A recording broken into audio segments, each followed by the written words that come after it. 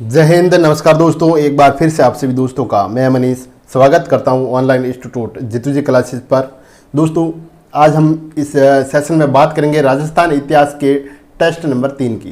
Test number 3 की इससे पहले भी हमने एक और टेस्ट नंबर 2 राजस्थान इतिहास से लिए हैं, जो तमाम तरह की स्टेट लेवल की वैकेंसी में काम आने वाला जो क्वेश्चन है यहाँ पर, और संभावित क्वेश्चन है जो एग्ज़ाम में आपको देखने को मिलेंगे। तो शुरुआत करते हैं हम राजस्थान इतिहास टेस्ट नंबर 3 की। तो पहला क्वेश्चन है आपके सामने यहाँ पर, किस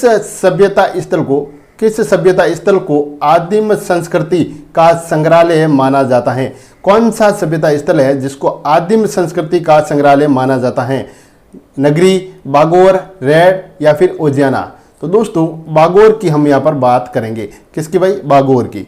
तो बागोर कहाँ पर स्थित है? बागोर दोस्तों भीलवाड़ा डिस्ट्रिक्ट की, किसके भाई? भीलवाड़ा डिस्ट्रिक्ट के मांडल तहसील और कोठारी नदी के तट पर स्थित है ये बागोर, जो एक सभ्यता स्थल है। ठीक है ना दोस्तों? बात करें अपन कि इनका जो बागोर है, इस बागोर को आदिम संस्कृति का संग्रहालय माना जाता है। किसका भाई? आदिम संस्कृति का संग्रहालय। बागोर कहाँ पर स्थित है? तो कोठारी नदी के तट पर स्थित है। ये कोठारी नदी के तट पर, और कहाँ पर है? तो भीलवाड़ा डिस्ट्रिक्ट के मांडल जो है तहसील है, यहाँ पर ये स्थित है बागोर स्थल। फिर बात करते हैं अपन बागोर के उत्खनन की। तो दोस्तों, बागोर का उत्खनन 1968 में डॉक्टर वीरेंद्रनाथ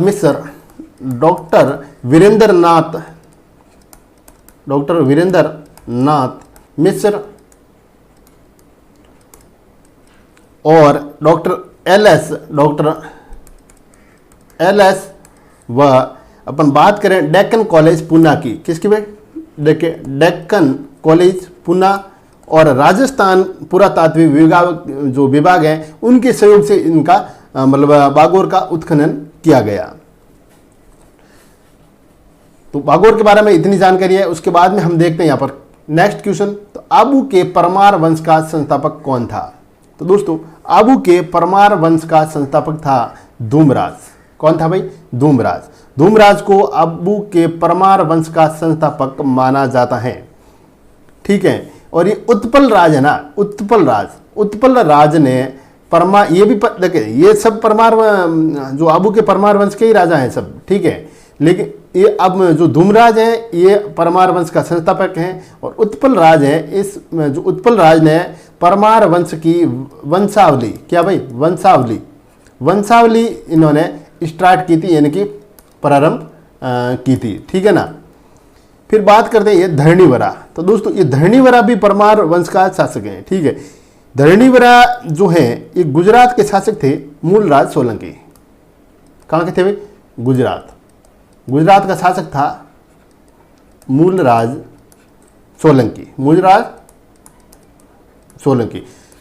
सोलंकी के साथ इनका जो युद्ध होता है, और ये मूलराज सोलंकी इस धरणीवरा को पराजित कर देता है युद्ध में। ठीक है। फिर बात करते हैं धारावर्ष। ये दोस्तों धारावर्ष है जो परमार वंश का एक पराक्रमी योद्धा हुआ था। ठीक है। और विक्रम सिंह का ये परपोतर था। किसका भाई?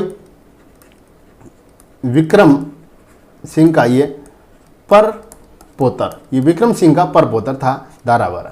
लेकिन आबू के जो परमार वंश का संस्थापक था वो था धूमराज। कौन था भाई? धूमराज। और धूमराज को परमार वंश का कुल पुरुष भी कहा जाता है। कुल पुरुष। आबू के परमार वंश का कुल पुरुष कौन है? तो आप बात करेंगे सीधी धूमराज की। किसकी बात करेंगे भाई? धूमराज की। नेक्स्ट क्वेश्चन है मध्यकालीन ग्रामीण प्रशासन। देखें कहाँ का? मध्यकालीन ग्रामीण प्रशासन के संबंध में निम्नलिखित कूट फर्स्ट को कूट सेकंड से आपको सही सुमेलित यहाँ पर करना है। एक तरफ आपको दे रखे अधिकारी गण है, दूसरी तरफ उसको जो कार्य थे उनके, तो कार्य यहाँ पर आपको बताना है। तो बात करते हैं यहाँ पर पटवारी। तो दोस्तों, मध्यकालीन ग्रामीण प्रशासन में पटवारी का काम क्या था? पटवारी का काम देखिए, उपज तोलने वाला नहीं भाई, उपज तोलने वाला नहीं था। खेत के रक्षक नहीं, राजस्व इकट्ठा करने वाला। तो पटवारी का जो कार्य था वो था राजस्व इकट्ठा करने वाला। कनवारी, देखिए कनवारी की बात करें तो कनवारी था दोस्तों ये खेत के रक्षक। कनवारी क्या कौन था भाई? कनवारी था खेत के रक्षक। देखें खेत के रक्षक, तो हम देखिए पहले का आपका थर्ड राइट है, दूसरे का सेकंड है, ठीक है। फिर है दफेदार। दफेदार का कार्य था, देखिए उपज तोलने वाला नहीं था। दफेदार लेखा जोखा रखने वाला। दफेदार कौन था? लेखा जोखा रखने वाला। तो 4 नंबर जो है यहाँ पर तीसरे का हो जाएगा, ठीक है। तलावटी, तो तलावटी का जो कार्य था वो था उपज तोलने वाला। तलावटी उपज तोलने वाला। पटवारी का कार्य था राजस्व इकट्ठा करने वाला। कनवारी का कार्य था खेत के रक्षक के रूप में इसका कार्य था। दफेदार की बात करें तो दफेदार जो था ये मध्यकालीन जो ग्रामीण प्रशासन में लेखा जोखा रखने वाला था। तलवाटी की बात करें, तलवाटी, तो ये उपज तोलने वाला था। तो पहले यहाँ पर हो जाएगा चौथे का पहला नंबर, ठीक है ना। तो इस प्रकार से ये जो सुमेलित हैं।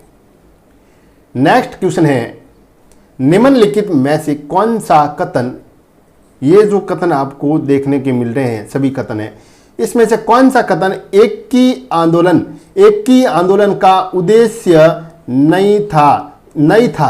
क्वेश्चन को हमेशा पूरा पढ़ें, क्वेश्चन को हमेशा पूरा पढ़ें। देखें नहीं है या फिर है, पूरा देखने के बाद पता चलेगा ना। तो एक ही आंदोलन का उद्देश्य कौन सा नहीं था? देखें अत्यधिक लगान को कम करना, अत्यधिक जो लगान थी उसको कम करने के लिए एक ही आंदोलन किया गया था, बिल्कुल ये इसका एक प्रमुख उद्देश्य था। बेगार से किसानों को मुक्ति दिलाना, बेगार से किसानों को मुक्ति दिलाना ये भी एक इसका उद्देश्य था। गांव गांवों में स्कूल खोलना, गांव गांवों में स्कूल खोलना, ठीक है, ये इसका उद्देश्य नहीं था भाई, ठीक है। आदिवासियों में व्यापक बुराइयों व कुरीतियों को दूर करना, क्या आदिवासियों में व्यापक बुराइयों और कुरीतियों को दूर करना भी एक इसका महत्वपूर्ण उद्देश्य था। तो गांव गांवों में स्कूल खोलना इसका उद्देश्य नहीं था। तो यहाँ पर एक अपन दूसरा उद्देश्य भी ले सकते हैं। जैसे बात करें इनका एक उद्देश्य, महत्वपूर्ण उद्देश्य और था जंगली सुअरों से फसलों की रक्षा करना। जंगली सुअरों से फसलों की रक्षा करना, जंगली सुअरों से फसलों की रक्षा करना भी एक इसका महत्वपूर्ण उद्देश्य था एक ही आंदोलन का। नेक्स्ट क्वेश्चन की बात करें 1881 में दयानंद सरस्वती ने राजस्थान में किस स्थान पर वैदिक धर्म सभा की स्थापना की? वैदिक धर्म सभा की स्थापना किसने की? तो बात करेंगे यहाँ पर दयानंद सरस्वती ने। कब की? तो 1881 में। कहाँ पर की? करौली, अजमेर, जयपुर या फिर पुष्कर? तो दोस्तों इन्होंने जयपुर में इसकी स्थापना की। कहाँ पर भाई? जयपुर में। ये जयपुर में इन्होंने इसकी स्थापना की। कब की? 1881 में। कब की? 1881 में। और दयानंद सरस्वती हैं जो जयपुर से अजमेर होते हुए कहाँ पर पहुंचते हैं? पुष्कर। ये पुष्कर पहुंचते हैं कब? 1878 में। और पुष्कर में इन्होंने उपदेश दिए। कहाँ पर? पुष्कर में इन्होंने उपदेश दिए थे। बात करते हैं अपन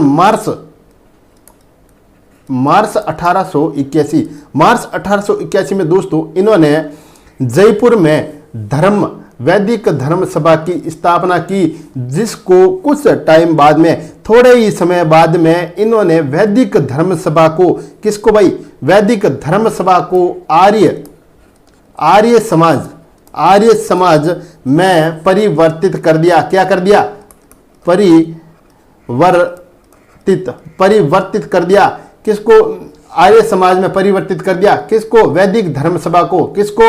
देखें, ध्यान रखें, वैदिक धर्म सभा को। क्वेश्चन ऐसे ही बनेंगे भाई आपके। क्वेश्चन 100% मैं जो क्वेश्चन बनाता हूं उसमें से क्वेश्चन फंसेंगे, है ना।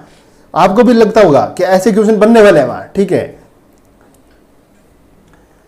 यहां पर देखें आप, वो हो गया अपना, देखें कौन सा क्वेश्चन राइट है भाई। तो इस 5 नंबर क्वेश्चन का 3 नंबर ऑप्शन हमारा यहां पर राइट ऑप्शन हो जाएगा। 3 नंबर ऑप्शन राइट ऑप्शन।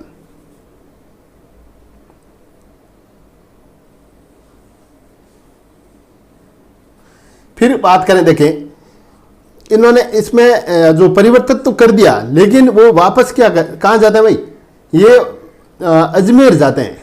कहाँ जाते हैं, ये अजमेर पहुंचते हैं। और अजमेर पहुंचने के बाद इन्होंने अपने अनुयायियों, इनके जो अनुयायी थे उन अनुयायियों के साथ इन्होंने फरवरी 1881 में इन्होंने आर्य समाज की स्थापना की। फरवरी 1881 में इन्होंने आर्य समाज की इन्होंने क्या की स्थापना, आर्य समाज की इन्होंने स्थापना की। किसने की, तो दयानंद सरस्वती ने, दयानंद सरस्वती ने।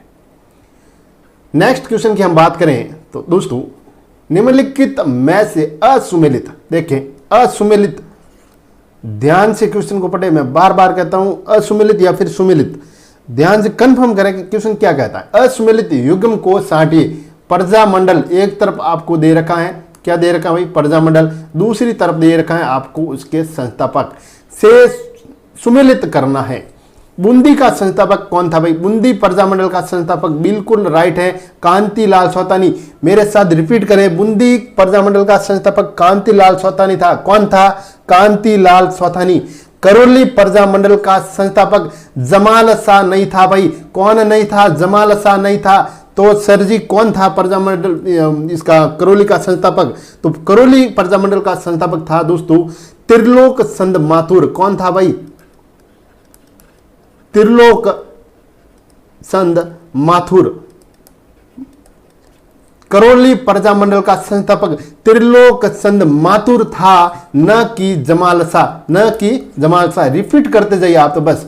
सिरोही प्रजामंडल की यहां पर बात करें तो गोकुल भाई भट्ट, गोकुल भाई भट्ट हैं जो सिरोही प्रजामंडल के संस्थापक थे। जैसलमेर प्रजामंडल की यहां पर बात करें दोस्तों, जैसलमेर, जैसलमेर तो मिठालाल व्यास, मिठालाल व्यास जैसलमेर प्रजामंडल के संस्थापक है, मिठालाल व्यास।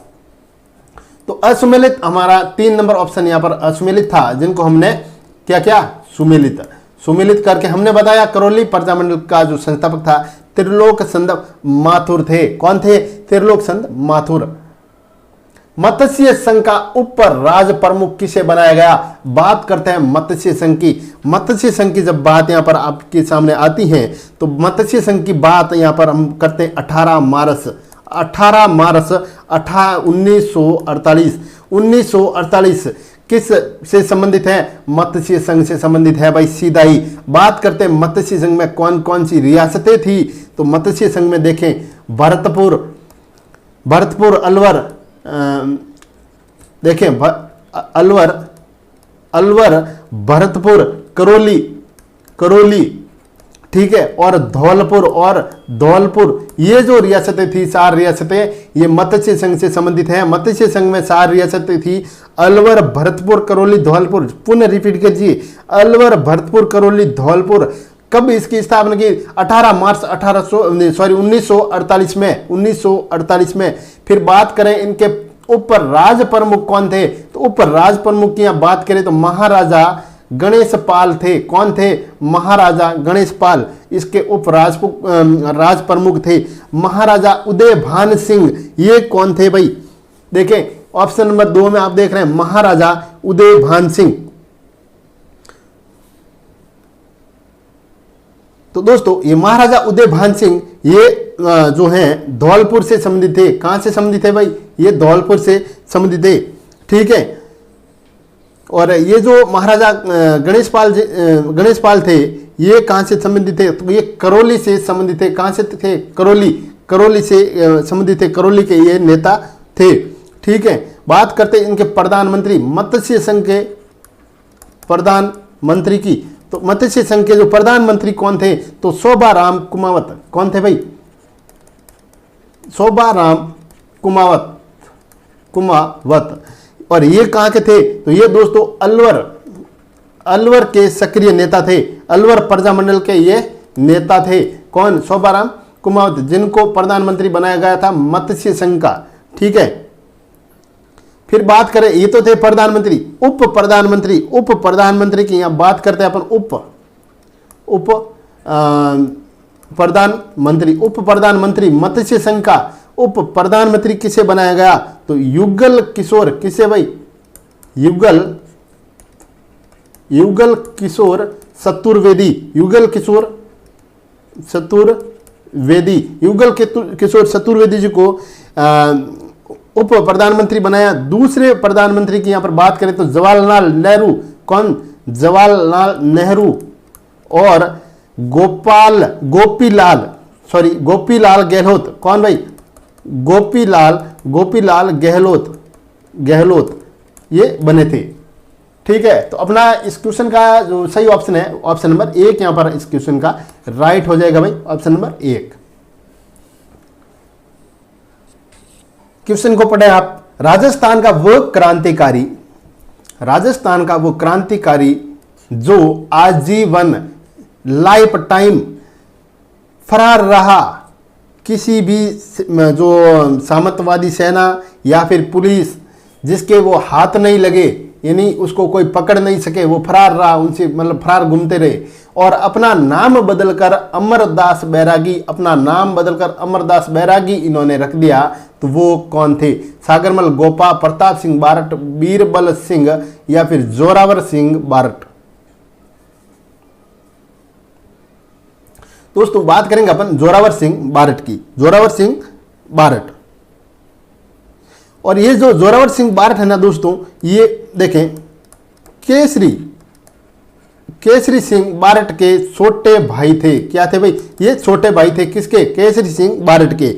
और छोटे भाई थे केसरी सिंह बारट के। और जोरावर सिंह ने दोस्तों दिल्ली के चांदनी चौक, कहां पर? दिल्ली के चांदनी चौक में लॉर्ड होर्डिंग्स पर इन्होंने बम फेंका था। कब फेंका था? तो 23 दिसंबर 1912 में। कब भाई? 1912 में इन्होंने बम फेंका था। और ये जो है दोस्तों क्वेश्चन कह रहा आजीवन ये फरार रहे, और इन्होंने अपना नाम बदलकर अमरदास बैरागी कर दिया। और इनका उपनाम की बात करें अपन, जोरावर सिंह बारट जी हैं। इसका उपनाम की बात करें तो चंद्रशेखर आजाद।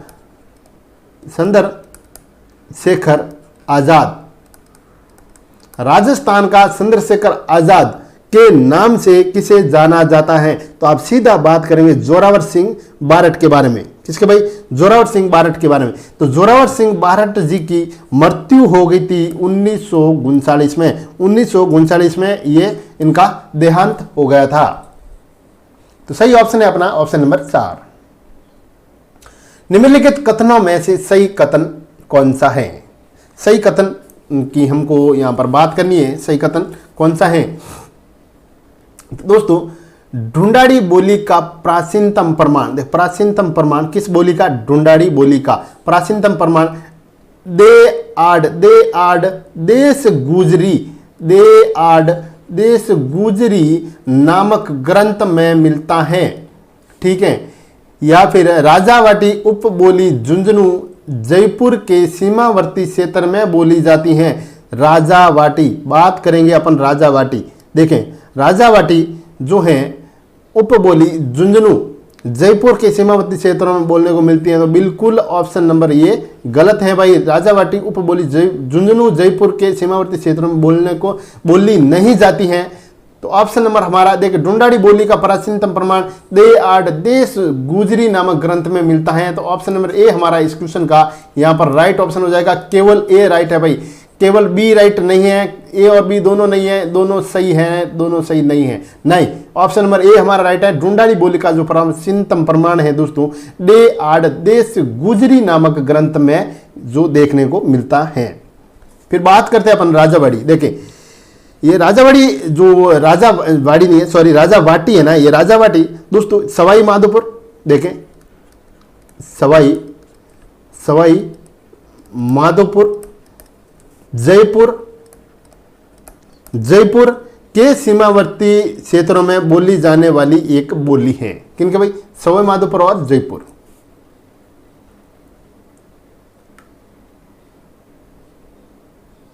नेक्स्ट क्वेश्चन है, तमाशा के संबंध में सत्य कथन कौन सा है? देखें, सत्य कथन की यहां पर बात करनी है। तमाशा जो है उसके संबंध में सत्य कथन के बारे में हमको यहां पर बताना है। सत्य कथन, ठीक है भाई। तमाशा मूल रूप से मध्य प्रदेश का लोक नाट्य है। तो तमाशा मूल रूप से मध्य प्रदेश का लोक नाट्य नहीं है। ठीक है, तमाशा मिर्जा राजा जय सिंह के समय लोकप्रिय हुआ, बिल्कुल नहीं हुआ, ऐसी कोई बात नहीं है भाई। तमाशा के मुख्य कलाकार सहेड़ सिंह व हमीद बेग थे, बिल्कुल गलत ऑप्शन है ये भी। तमाशा की महिला कलाकार गौहर जान थी, बिल्कुल राइट है भाई, गौहर जान थी। जो सत्य कथन है दोस्तों वो है कथन नंबर 4। कौन सा भाई? कथन नंबर 4। हम देखो यहां पर बात करते हैं, तमाशा मूल रूप से एमपी का न होकर महाराष्ट्र से प्रभावित है। कहां से भाई? महाराष्ट्र की एक लोकनाट्य शैली है। कहां की है? महाराष्ट्र की है। महाराष्ट्र की एक लोकनाट्य शैली है, ना कि मध्य प्रदेश की। तमाशा मिर्जा राजा जय सिंह के समय में लोकप्रिय हुआ तो कभी नहीं हुआ भाई। ये तमाशा है जो आमेर, कहाँ के थे? आमेर के राजा मान सिंह, आमेर के राजा मान सिंह प्रथम के समय ये मतलब है लोकप्रिय हुआ था। कब की बात है? तो 1500 बात करेंगे अपन 1594 की। ठीक है,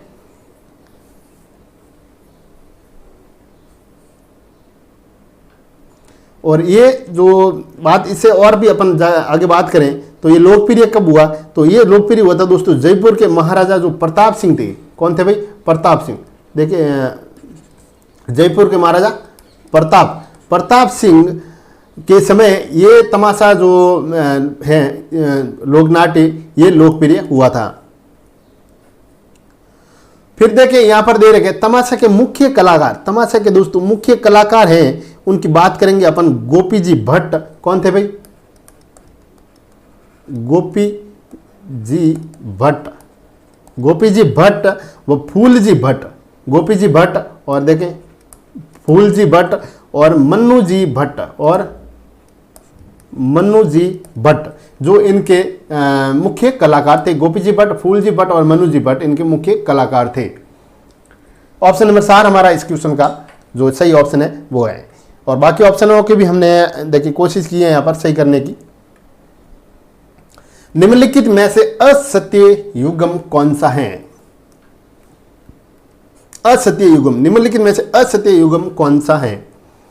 असत्य की बात करें, देखिए तासली, गुरालिया और खड़ताल, ये तो बिल्कुल एकदम से सही है। दौसा तमामा नौबत, ये भी राइट है। सतारा सैन तरपी, ये भी राइट है। केंद्रा गुरालिया रबाब, ऑप्शन नंबर ये अपना 4 नंबर है जो ये असत्य कथन है। ऑप्शन नंबर 4 असत्य कथन है। देखें यहाँ पर हम बात करते हैं घनवाद्य यंत्र, घनवाद्य यंत्र। देखिए घन जो वाद्य यंत्र है, ठीक है ना, वाद्य यंत्र। उसके बाद में हम देखें यहाँ पर घनवाद्य यंत्र में हम बात करेंगे तो ये घनवाद्य यंत्र दोस्तों कैसे होते हैं? देखें घनवाद्य यंत्र होते हैं, इनको आपस में टकराकर या फिर इसको किसी डंडे की सहायता से बजाया जाता है। क्या करता है? बजाया जाता है। और इसके अंदर कौन कौन से आते हैं वो आपको मैं यहाँ डिस्क्रिप्शन में पूरा बता दूंगा। ये जो घनवाद्य यंत्र है इसमें जैसे थोड़ा यहाँ पर अपन यहाँ भी देख लेते हैं। देखें एक बार, इसमें मंजीरा आता है। क्या था भाई? देखें मंजीरा है, झांझ है, ठीक है, रमजोला है। उसके बाद में अपन बात करते हैं करताल है। देखें करताल है, फिर झालर है, झालर। उसके बाद में घुंघरू है, फिर बात करते हैं अपन ये गुरालिया है। देखें ये गुरालिया है, ठीक है। भरनी यहाँ पर दे नहीं रही है, भरनी। उसके बाद में श्रीमंडल है, ठीक है। उसके बाद में अपन बात करते हैं कांगस है यहाँ पर, ठीक है। फिर तासली यहाँ पर अभी आई ना, ये तासली है, ठीक है। खड़ताल है, बिल्कुल राइट है। देखो खड़ताल आदि ये है घनवाद्य यंत्र है। कौन से भाई? घनवाद्य यंत्र है। उसके बाद भी हम देखें कुछ और बनेंगे तो वो आपको मैं डिस्क्रिप्शन में दे दूंगा, वहाँ जाकर आप जरूर उनको बाकी वालों को भी देखें, ठीक है। फिर बात करते हैं नेक्स्ट क्वेश्चन की। वर्ष 2017 में पद्मश्री सम्मानित तिलक गीताई, देखिए तिलक गीताई किस चित्र शैली के प्रसिद्ध चित्रकार हैं? अलवर चित्रशैली, सावंड सितर शैली या किशनगढ़ सितर शैली? तो ऑप्शन नंबर 3 की हम बात करेंगे, किशनगढ़ सितर शैली। किशनगढ़ सितर शैली के ये हैं। और बात करते हैं, देखें ये जो तिलक जो गितई हैं, इन्होंने कोरोना काल में, कब भाई? कोरोना काल में एक बनी ठनी का मास्क वाला एक चित्र इन्होंने बनाया, ठीक है ना, बनी ठनी। देखिए बनी ठनी का जो एक मास्क वाला चित्र इन्होंने बनाया, किसका भाई? मास्क वाला चित्र इन्होंने बनाया तिलक गितई ने। नेक्स्ट क्वेश्चन की बात करें, निम्नलिखित युग्मों में से सही युग्म कौन सा है? तो निम्नलिखित युग्मों में से सही युग्म कौन सा है? तो देखें मानमेल, मानमेल दोस्तों आमेर, मालमेल, देखें ये जो आमेर पुष्कर में है, कहाँ है भाई? आमेर नहीं, सॉरी यहाँ पर अजमेर है ना, क्या भाई? मानमेल की अपन बात करें, ये मानमेल ये है अजमेर, पुष्कर, पुष्कर ये नहीं है ना। सही युग्म की सही युग्म कौन सा है? तो देखिए यहाँ पर ये अपना सही नहीं है, ये कहाँ पर है भाई? मानमेल कहाँ पर हो जाएगा? अजमेर पुष्कर में हो जाएगा, तो ये आमेर सही युग्म नहीं है। एक थंबा मेल, तो दोस्तों एक थंबा मेल है, ये डूंगरपुर में है, बिल्कुल राइट है भाई। कहाँ पर है? डूंगरपुर में है। जुन्ना मेल की अपन यहाँ पर बात करें, जुन्ना मेल दोस्तों आपका ये भी डूंगरपुर में है, एक थंबा मेल भी डूंगरपुर में है, ना कि बीकानेर में है, ठीक है। फिर है कुशल बाग मेल, तो कुशल जो बाग मेल है ये बांसवाड़ा में है। कहाँ पर है भाई? ये बांसवाड़ा में है कुशल बाग मेल, कहाँ पर है? बांसवाड़ा में। तो ये देखो क्वेश्चन अपने, अब मैं जो ये क्वेश्चन लाता हूँ ऐसे, तो क्वेश्चन युग्म में सही है नहीं उससे कोई मतलब नहीं, अपने को तो सीधा करके बताना है सबको, है ना। तो मानमेल कहाँ पर है भाई? अजमेर पुष्कर में है, बिल्कुल। एक थंबिया मेल, एक थंबा मेल ये डूंगरपुर में है, जूना मेल भी डूंगरपुर में है दोस्तों, और कुशल बाग है जो ये आपका बांसवाड़ा में है। तो अपन बात करें सही युग्म कौन सा है इसमें, तो सही युग्म तो अपना यही होना, बाकी सब तो यहाँ पर गलत बता रखे हैं जिनको हमने यहाँ पर सही किया है, ठीक है। तो सही युग्म की बात करें तो सही युग्म अपना 4 नंबर है जो सही सही इसमें सुमिलित दे रखा था। मानमेल पुष्कर अजमेर में स्थित है, एक थंबा मेल डूंगरपुर में है, जूना मेल भी डूंगरपुर में, कुशल बाग मेल बांसवाड़ा में। एक बार रिपीट कर दीजिएगा आप सभी लोग। सांगानेर किस कला के लिए प्रसिद्ध है? तो दोस्तों सांगानेर है ये किस कला के लिए प्रसिद्ध है? हस्तनिर्मित कागज के लिए, हस्तनिर्मित कागज के लिए, तो बिल्कुल पहला ही ऑप्शन हमारा यहाँ पर नहीं सही है। तो सांगानेर किस कला के लिए प्रसिद्ध है? हस्तनिर्मित कागज के लिए ये सांगानेर प्रसिद्ध है। और बात करें यहाँ पर अपन, तो यहाँ पर दोस्तों कागज बनाने के छोटे बड़े कई यहाँ पर उद्योग है। कहाँ पर? सांगानेर में, सांगानेर, ठीक है ना। और बात करें देखिए अपन यहाँ पर सांगानेर, सांगानेर दोस्तों ये सांगानेर है जो गेहूं की, देखें सांगानेर गेहूं की दाबू, गेहूं की दाबू, गेहूं की दाबू के लिए भी सांगानेर जो जयपुर में आता है, कहाँ पर आता है? जयपुर में ये प्रसिद्ध है। क्या है? प्रसिद्ध है।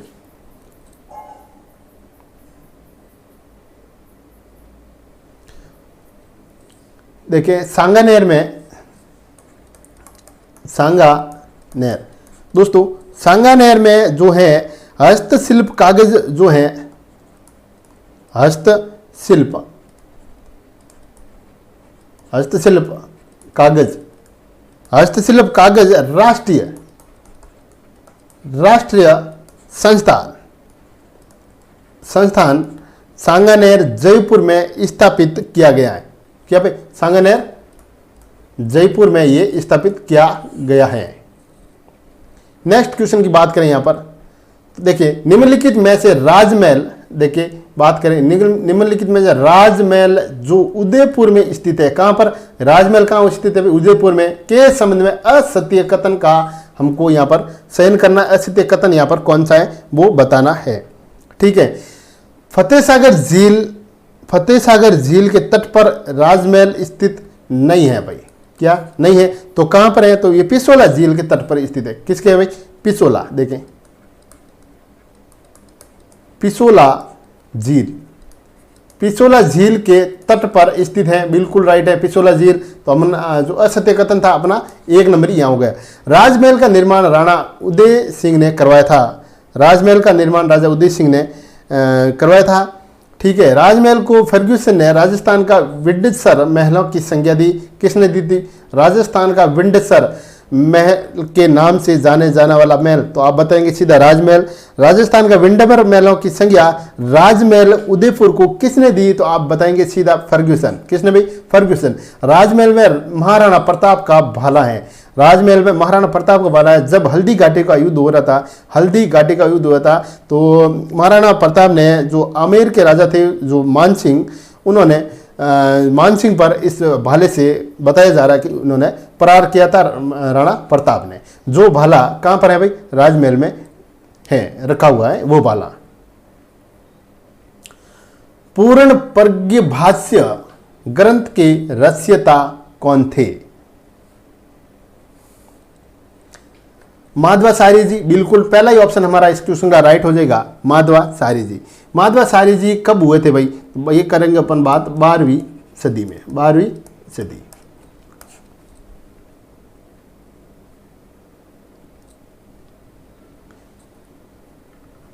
नेक्स्ट क्वेश्चन की बात करें, यहां पर निम्नलिखित में से असुमेलित बताइए। एक तरफ तो आपको यहां लेखक दे रखे हैं, दूसरी तरफ उनसे संबंधित पुस्तकें। असुमेलित हमको यहां पर बताना है। देखिए दादा भाई नेहरू जी, असुमेलित कह रहा है ना क्वेश्चन, देखें तो Dadabhai Nehru ji poverty and un British rule in India, बिल्कुल राइट है। दादा भाई नेहरू जी की ये जो पुस्तक है। दयानंद सरस्वती सत्यार्थ प्रकाश, बिल्कुल ये भी राइट है दोस्तों। बाल गंगाधर तिलक गीता रहस्य, ये भी राइट है। बंकिम चंद्र चटर्जी वंदे मातरम, नहीं भाई, बंकिम चंद्र चटर्जी की पुस्तक ये वंदे मातरम नहीं है। तो बंकिम चंद्र चटर्जी की पुस्तक कौन सी है? तो इनकी पुस्तक है दोस्तों आनंद मठ। कौन सी है भाई? आनंद मठ।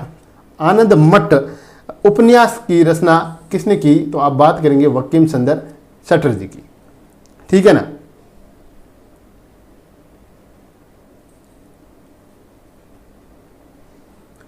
नेक्स्ट क्वेश्चन की बात करें अपन, यहां पर वैदिक साहित्य में सभा और समिति को किस देवता की दो पुत्रियां कहा गया है? देखें सभा और समिति, ये सभा और समिति को किस देवता की दो पुत्रियां वैदिक साहित्य में बताया गया है? इंद्र, प्रजापति, रुद्र या फिर अग्नि? बात करेंगे यहां पर प्रजापति। तो दोस्तों वैदिक साहित्य में प्रजापति की दो पुत्रियां बताई गई हैं, सभा और समिति को, सभा और समिति को। नेक्स्ट क्वेश्चन है, वह प्रथम भारतीय कौन था जिसने आर्थिक निकासी के सिद्धांत की ब्रिटिश पार्लियामेंट के हाउस ऑफ कॉमन्स में वर्तचर्चा की थी? दादा भाई नौरोजी, गोपाल कृष्ण गोखले, मोहम्मद अली जिन्ना या फिर श्याम जी कृष्ण वर्मा? तो बात करेंगे अपन दादा भाई नौरोजी की। किनकी भाई? दादा भाई नौरोजी की। और दोस्तों दादा भाई नौरोजी जी ने जो मतलब बात करते हैं अपन के, जो भारत से जो धन बर्गिमन होता था ना, उनके खिलाफ इन्होंने आवाज उठाई थी दादा भाई नौरोजी जी ने। नेक्स्ट क्वेश्चन है, दिल्ली सल्तनत में किस्मत एक खौती क्या था? दोस्तों वीडियो आपको अच्छा लग रहा है तो प्लीज़ इसको लाइक कर दीजिएगा।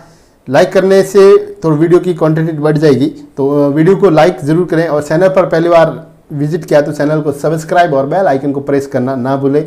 प्लीज़ चैनल को सब्सक्राइब कर दीजिएगा ताकि जैसे ही नया वीडियो अपलोड हो उसका तुरंत आपको नोटिफिकेशन मिल सके।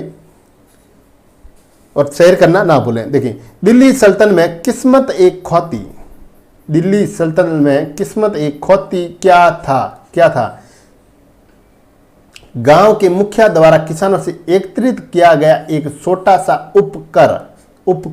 तो बिल्कुल राइट है, ये किस्मत एक खौती था जो गांव के मुखिया द्वारा, देखें गांव के मुखिया द्वारा किसानों से एकत्रित किया गया एक छोटा सा उपकर क्या था? तो आप बात करेंगे सीधी किस्मत एक खौती की। किस्मत एक खौती, छोटा सा उपकर किस्मत एक खौती था जो किस सल्तनत से संबंधित था? तो आप बात करेंगे दिल्ली सल्तनत से, दिल्ली सल्तनत। क्वेश्चन तो कैसे भी घुमा फिरा के बना सकते हैं। तो दोस्तों आपने इस वीडियो में देखे 20 इंपॉर्टेंट क्वेश्चन जिनको हमने व्याख्या सहित यहाँ आपको बताया है, और उम्मीद रहेगी कि यहाँ से क्वेश्चन आपके एग्जाम हॉल में देखने को मिलेंगे। वीडियो अच्छा लगा है तो लाइक और शेयर करना ना भूलें। चैनल पर पहली बार विजिट किया तो चैनल को सब्सक्राइब कर दीजिएगा। मिलते हैं नेक्स्ट वीडियो में, तब तक के लिए जय हिंद जय भारत।